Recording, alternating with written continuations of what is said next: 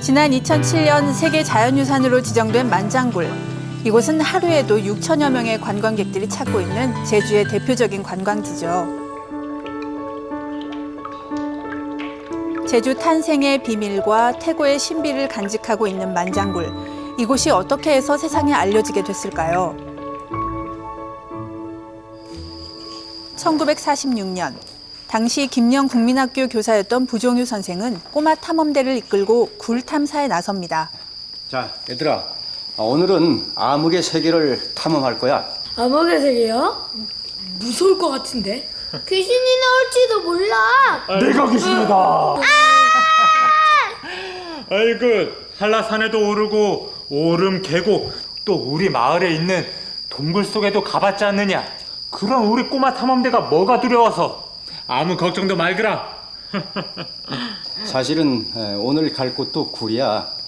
그런데 지금까지 갔던 굴과는 전혀 다를 거야. 그 누구도 가보지 못한 미지의 세계. 상상만 해도 가슴이 뛰지 않니? 자, 역할을 정하도록 하자. 경희기는 말이야 기록을 담당하고, 그리고 길이를 측정할 밧줄. 5, 6학년으로 구성된 꼬마 탐험대. 이들은 이미 마을 주변 탐사 등 많은 현장 활동을 했던 학생들입니다. 1차 답사는 들렁머리 굴에서 여기까지. 그럼 왜 더 진전을 못하고 그냥 돌아가느냐면 여기에서 월장 사람이 떨어져서 그 구멍에서 떨어져서 죽은 시체로 나타났다 이겁니다. 그걸 보셨어요? 이 사람이 이제 본 사람이고 울고불고 야단 났죠 뭐 그냥. 그다음 2차 답사가 6학년 아이들이 그렇게 되니까 다시는 안 들어간다 이거예요. 그래서 여기 이제 탐험대들이 지원자가 없어요. 지원자가. 그래서 할 수 없이 5학년하고 6학년하고 합동으로 30명을 조직을 했어요. 30명. 칠흑 같은 어둠과 공포가 기다리고 있는 굴 속. 변변한 신발 하나 없던 시절, 탐험대는 집신을 신고 동굴 탐사에 나설 수밖에 없었습니다. 얘들아, 돌이 많으니까 발밑 조심하고. 굴 속이라 어둡구나. 자, 기운 내자. 출발.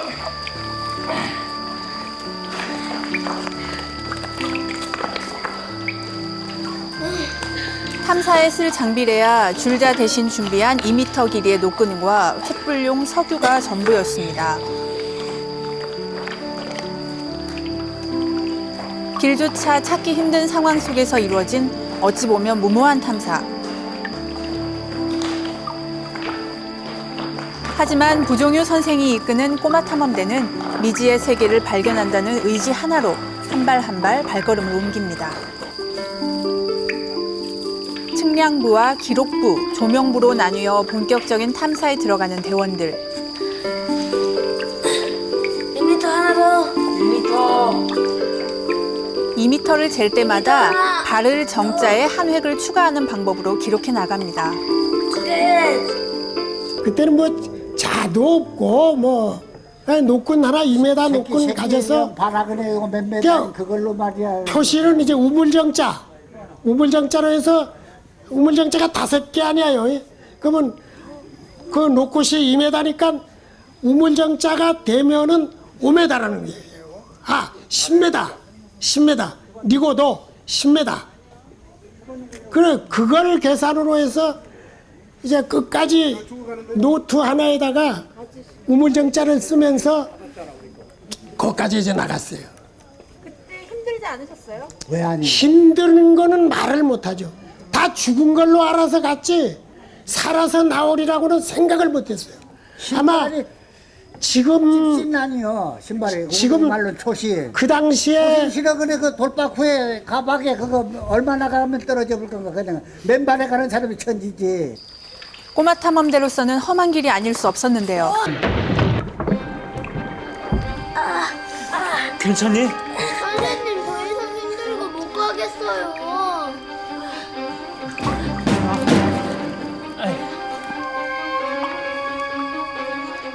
부 선생님, 아무래도 아이들한테 무리입니다. 사실 이 굴이 어디까지 이어져 있는지도 모르고 아무리 생각해도 이건 정말 무모한 짓입니다. 자, 이제 그만 돌아가시죠. 저도 아이들이 힘든 건 압니다. 하지만 여기서 이대로 그만둘 수는 없습니다. 미지의 세계가 눈앞에 펼쳐져 있는데 어떻게 여기서 그만둘 수 있단 말입니까? 아니, 아이들 생각도 하셔야죠. 그러지 말고 조금 더 가봅시다. 우리 꼬마 탐험대는 꼭 성공할 수 있을 겁니다. 4km 800까지 이제 나갈 때까지 기록을 하다가 이 굴을 이제 끝도 없는 굴을 갖다가 뭘 해야지 우리가 탐험을 하느냐, 돌아가자. 이래서 5학년 담임 김 선생하고 또 6학년 담임이 단장으로 있는 부종유 선생님, 그 선생님하고 막 싸움이 벌어졌어요. 싸움이. 꼬마 탐험대의 앞길을 막는 건 어둠의 공포와 힘겨움뿐만이 아니었습니다.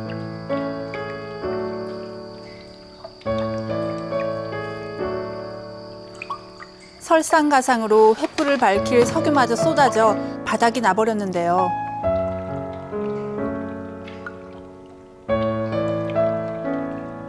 하지만 시작하면 포기할 줄을 몰랐던 부종유 선생은 여기서도 포기하지 않았습니다. 옷에 그냥 전부 묵혀서 나중에 올 때는 그 옷을 찢어서 그걸로 이제 또 불을 켜면서 오는 이런 그 희한한 그 것이기도 있었어요. 저희들 수산굴 갔을 때요, 아침에 들어갔는데 다음날 아침까지 한 끼를 못 먹었어요. 식량이 없어서. 그때 식량 조달할 수가 없어가지고 아주 말로 아주 그냥 하루 종일 굶으면서 그 동굴을 조사했다고요. 뭐를 갖다 미쳐야 미친다고. 근데 평생을 아마도 부녀 선생님은 그 자연 속에서 사신 분이에요. 당시 만장굴 탐사에 대해 부종유 선생은 이렇게 기록하고 있습니다. 동굴에는 밤낮이 없다. 시간의 흐름도 방향감도 공복감도 도시의 소음도 공해도 아직은 동굴 속에는 침입이 안 되고 있다. 모든 것을 잊고 동굴의 끝을 향하고 전진할 때의 그 해방감이란 경험한 사람이 아니고서는 실감이 안 될 줄 안다.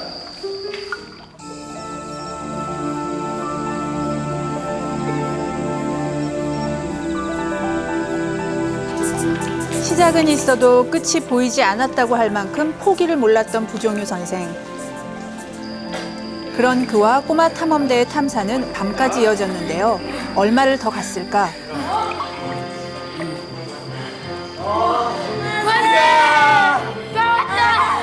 여기가 끝이야. 1년 넘는 시간 동안 5차례에 걸친 긴 탐사가 끝나는 순간입니다. 굴 끄트머리 나올 때는 끄트머리 못 밑으로는 갔죠? 그냥 중학교 생도들이 가고 위로는 초등학생이 그때 고사리 꺾는 철이야. 고사리가 나올 때인데 그 산보겸 해가지고 말이야, 이거 틀림없이 끄트머리가 난장이 검을 것이다 추측을 해가지고 거기 가가지고 바위에서 말이야 기다리는데 알로 소리가 나거든. 아, 틀림없다 이거 끄트머리가. 그래가지고 저기 이제 끄트머리가 이거 난장이 검을이는 그걸 알게 된 거예요 그때. 60여 년이 지나 다시 현장을 찾아가 보는 당시 꼬마 탐험대원들. 당시 굴의 끝이었던 만쟁이 거멀은 수풀로 우거져 있지만 두 사람은 옛 기억을 더듬어 보는데요. 간판만 쳐야 간판만 쳐주면.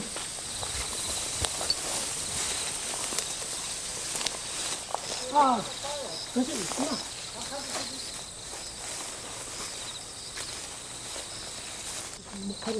당시 탐험대가 찾은 굴의 끝이었던 속칭 만쟁이 거멀. 꼬마 탐험대가 이곳까지 측정한 길이는 6.4km. 현재 만장굴의 길이인 7.4km에 아주 근접한 길이죠. 만쟁이 거머리에서 만자를 따고 쟁이라는 것에서 장자를 따서 만장굴하고 명명을 붙인 게 부종유 선생. 길이를 재는 단위가 장자예요. 예, 한자, 두자, 석자, 넉자 하는 그 길이. 그거에다가 1만 만자가 들어가서 엄청 큰 굴이다. 엄청 긴 굴이다. 엄청 높은 굴이다. 아, 그 저 만재의 거머리에서 위에 보면 하늘이 아득하게 보이거든. 해가 요만히밖에 안 보여요, 해가. 이렇게 만장굴을 발견한 부종유 선생은 자신이 발견한 만장굴에서 동굴 결혼식을 올림으로써 또 한 번 만장굴이 세상의 주목을 받게 됩니다. 우리 선생님 전혀 다른 분이 됐어. 완전 멋져. 신부도 되게 예뻐. 응, 맞아. 근데 촛불이 조금 더 환했으면 잘 보일 텐데. 아이고, 요 녀석들이. 쉬. 하긴 평소 부 선생님의 모습하고는 많이 다르지. 부럽습니다. 꼬마 탐험대의 축복과 함께 암흑 세계에서 촛불을 밝히고 100년 해로의 연을 맺는 두 사람. 그런 동굴 결혼식은 방송과 신문 등을 통해 전국 방방곡곡에 알려지게 됩니다.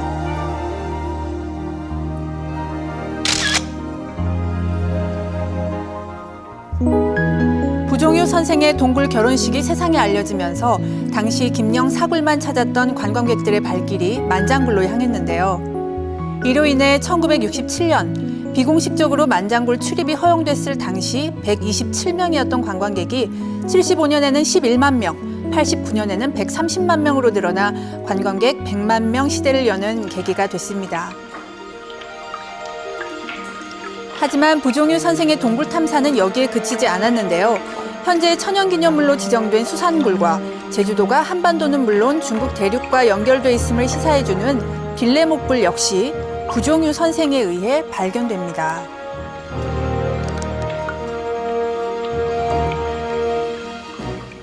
수산굴 가서 그 굴 속에 들어가서 전문적인 학술적인 어떤 조사와 더불어 굴의 형태, 길이 이런 것을 본격적으로 조사를 했으니까 그때부터가 아마도 제주도 동굴의 학술적 조사가 처음 이루어진 게 아닌가. 부종유 선생을 이야기하면서 빼놓을 수 없는 또 하나가 바로 한라산인데요. 한라산 정상을 한 300번 정도 올랐노라고 하시더라고요. 그래서 대단히 많이 다니셨구나. 1914년도에 일본 사람이 제주도 식물을 쭉 정리한 보고서를 보면 1433종이 나와요.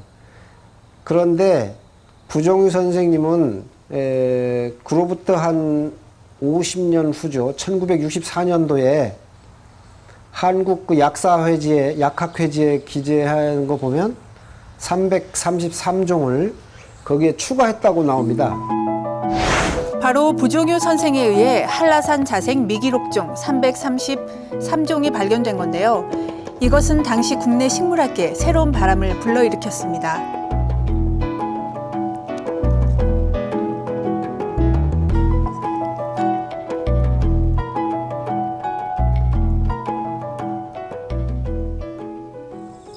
부종유 선생의 조사와 채집, 연구는 당시 국내 식물학계의 권위자였던 박만규에 의해 세상에 알려졌습니다. 이야, 한라산에 정말 다양한 식물들이 서식하고 있군.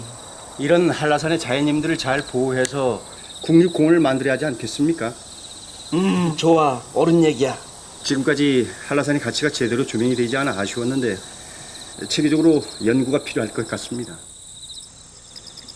1964년 당시 국립과학관장이었던 박만규가 이끄는 식물조사단과 부종유 선생은 최초로 한라산 종합학술조사에 들어갑니다. 면적이 넓습니까? 근데 짧은 기간에 이거를 다 마무리해야 되는데 이것을 천연보호구로 만들기 위해서 가장 신뢰하고 그래도 이분이 있기 때문에 박만규 선생은 나는 할 수 있다라고 확신을 가지고 밀어붙였던 것이 바로 부종유 선생님 때문입니다. 그래서 부종유 선생이 제주도에 대한 식물 자원의 전모를 알고 있고 그 가치를 알고 계셨기 때문에 그것을 밑바탕으로 해서 제주도를 조사를 집중적으로 했고 그래서 천연보호구로 지정을 하고 그 결과 한라산은 1966년 천연보호구역으로 지정됩니다. 그 후 1970년 3월에는 한라산이 국립공원으로 지정되면서 많은 도민과 관광객들이 한라산을 찾게 됩니다.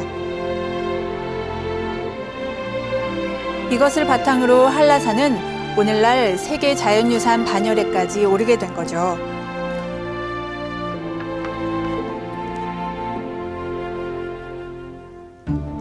제주의 식물들 가운데서도 특히 부종유 선생이 관심을 둔 것은 바로 약초였는데요. 지금도 민간에서 약초로 이용되고 있는 손바닥 선인장.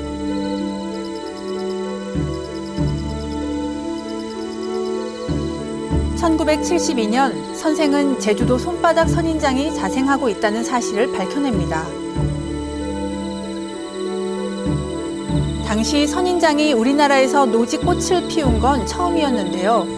250년 전 선인장 뿌리가 바닷물에 밀려다니다가 해변에 닿아 번식하게 된 것임을 밝힌 거죠. 그 제주도가 식물 지리학적으로 어떤 위치인가, 그리고 과연 종은 해류로도 이동이 되는가, 그러한 것들을 밝히는 데 중요합니다.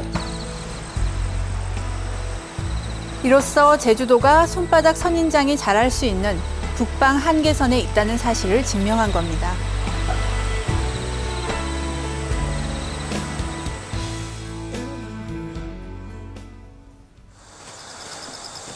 사장님, 이거 좀 보시죠. 왜 그러나 부선생? 이거 혹시 이거 왕벚나무 아닌가요? 그 일본에서 자란다는. 맞아. 왕벚나무 맞을세. 1962년 어느 날 발견된 왕벚나무 자생지. 박만규가 제주도 식물조사단장으로 있을 때의 일입니다. 아니, 이런 곳에서 왕벚나무가 자라다니. 일본이 원산지인 줄 알았는데. 일본인의 잔재다, 일제의 잔재다, 이거 아닙니까? 그래서 다 없애자. 50년대 60년대가 많이 자르는 분위기였습니다. 근데 그때 그 부종유 선생이 나서 가지고 적극 그 얘기를 했죠. 이것은 우리나라가 자생지인 꽃이다. 오히려 전 세계적으로 보급해서 선양해야 된다. 일본 군항이 있었던 경남 진해시에서는 당시 일제의 잔재란 이유로 벚나무를 베어내고 있던 터였는데요. 부종유 선생과 박만규 단장에 의해 제주에서 발견된 왕벚나무 자생지 덕분에 진해에서는 벚꽃 되살리기 운동을 대대적으로 벌였고 오늘날까지 그 명맥이 이어져 오게 된 것입니다. 1년초란 별명을 가진 부종유 선생. 생계를 위해 일을 시작하지만 그 어떤 일도 1년을 넘기지 못한다고 해서 붙여진 별명인데요. 그의 머릿속에는 늘 제주의 산야가 꽉 들어 차 있었습니다. 1961년 그는 우리나라 최초의 산악 안전대 활동을 하면서 한라산 등반로 개척에도 나섭니다. 1963년 발간된 제주도지 12호에는 부종유 선생이 직접 소개한 등반로는 모두 10개 코스. 당시 그는 등반로 개척과 함께 등반객의 안전을 위해 훈련이 잘 된 안내자가 절실히 요구된다고 지적했습니다. 부종유 선생님하고 제주 자연은 뗄래야 뗄 수도 없죠. 부종유 선생하면 모든 사람들이 저분은 한라산 등반을 개척한 사람이고 제주 동굴을 찾아낸 사람이고 그것을 또 일반인들에게 널리 알린 사람이고 또 많은 후학들에게 가르쳤고 그런 한마디로 얘기하면 그런 분입니다. 제주도 자연에 대해서는 부종유 선생이 시작이었고 제주 도민이 없는 제주도는 존재하지 않는 것이고 제주도가 제주도의 자연, 저는 자연과학을 하니까 제주도의 자연에 자연과학을 한 사람들이 없는 제주도의 자연은 또 존재하기 어렵다 이렇게 봅니다. 그러므로 이러한 그 자연과학자들의 그동안의 노력 이런 거에 대해서는 우리가 늦었지만 이제라도 재조명을 할 필요가 있다 이렇게 제안을 할 수 있습니다. 제주 자연에 미쳐 제주 자연과 더불어 살다간 부종유 선생. 제주의 산과 들 그리고 바다 그 어느 곳도 그의 발길이 닿지 않은 곳이 없는데요. 그런 그의 노력으로 그가 세상을 떠난 지 30여 년이 지난 오늘 비로소 제주는 세계인의 보물, 세계 자연유산이 된 거죠.